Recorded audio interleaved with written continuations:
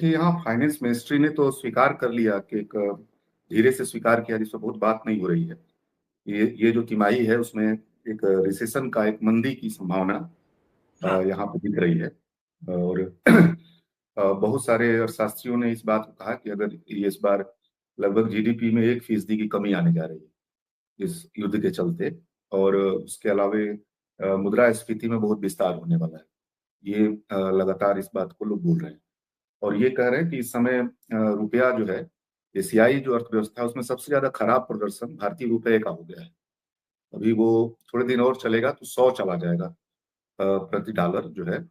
और जो आयात बिल है वो भारत का, इसके चलते, तेल के महंगा होने के चलते और रुपया की गिरावट के चलते, आयात बिल है वो भारत का, वो कई गुना, माने वो और बहुत तेजी से बढ़ने जा रहा है। मतलब और आपकी जो बैंक, आपका जो यहाँ जो रिजर्व मुद्रा होती है वो संकट में चला गया है। इसके अलावा आप देखिए कि भारत के अंदर जो जितने सेक्टर है, कारपोरेट सेक्टर हो, वहाँ फैक्ट्रियां बंद होने लगी हैं। और बड़े पैमाने पर हम केवल सूरत से ही सुन रहे हैं कि 2 लाख लोग जो है लौट आए हैं वहां से। और सारी इस तरह की, खास करके कपड़ा उद्योग है, और जो 10 लाख मीटर बनाते थे वो 2 लाख मीटर पे चले आए हैं। जो टायर उद्योग है, जो मैन्युफैक्चरिंग है, जो आपका जो है ये सिरेमिक है, आप देखिएगा तो पूरा जो सूरत है, मुंबई है, इन सब जगहों पे फैक्ट्रियां बंद हो रही हैं। और जो जहां फैक्ट्रियां बंद नहीं हो रही, वहां मजदूर बाहर जो काम कर रहे हैं, उनके लिए सरवाइव करना मुश्किल हो रहा है। गैस चूंकि उनको 130 रुपए में 1 किलो मिल जाता था, वो 500-600 रुपया चला गया और मिल भी नहीं रहा है। वो लौट रहे हैं। तो ये जो आप देखिएगा कि ग्रामीण अर्थव्यवस्था पे 1000 गुना लोड फिर से बढ़ने जा रहा है कोविड के बाद। और केवल वहीं से पलायन नहीं हो रहा है, अगर आप उसको ध्यान से देखेंगे तो 4 लाख लोग खाड़ी देशों से भारत आ गए, लौट आए हैं। और आप इस बात को समझिए कि खाड़ी देशों से, माने दुनिया भर से जो पैसा भारत में आता है, जो भारतीय उन जगहों पे काम करते हैं, अमेरिका में और जगहों पे, खाड़ी देशों में, तो 130 अरब डॉलर लगभग कह लीजिए हर इस पिछले साल आया था भारत में पैसा, जो हमारी अर्थव्यवस्था का कह लीजिए कि वो 3.5% है। जितना आप शिक्षा पे और स्वास्थ्य पे खर्च नहीं करती हैं उतना जीडीपी का 3.5% केवल खाड़ी देशों से जो पैसा आता है वो आपके जीडीपी में योगदान करता है, 3.5%। और आप पूरी दुनिया से जो पैसा आता है उसका 38% जो पैसा है वो खाड़ी देशों से आता है।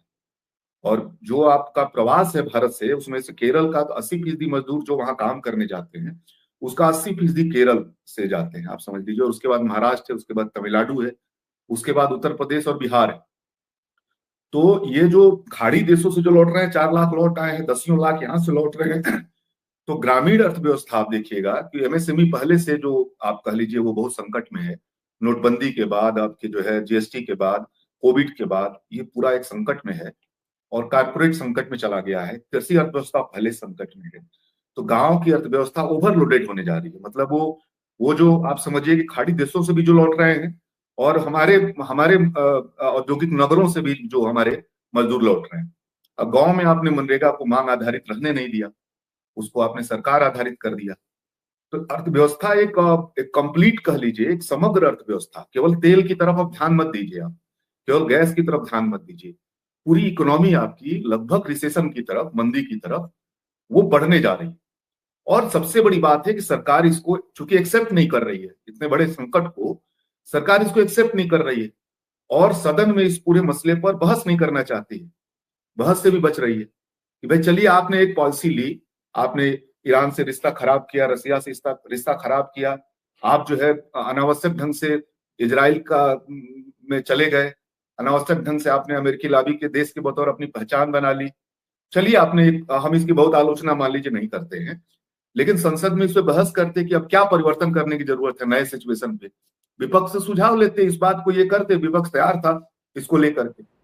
तो भारत की अर्थव्यवस्था क्राइसिस, चरम क्राइसिस में जा रही है, लॉन्ग टर्म क्राइसिस में जा रही है। विशेषज्ञ तो अब ये भी बता रहे हैं कि अगर ये युद्ध खत्म भी हो जाए तो रुपया जल्दी नीचे नहीं आने वाला है, हमारा आयात बिल जल्दी नहीं घटने वाला, हमारा रिसेशन अभी जो मंदी है वो अभी तत्काल हम हल नहीं करने जा रहे हैं, वो संभव नहीं हमारे लिए।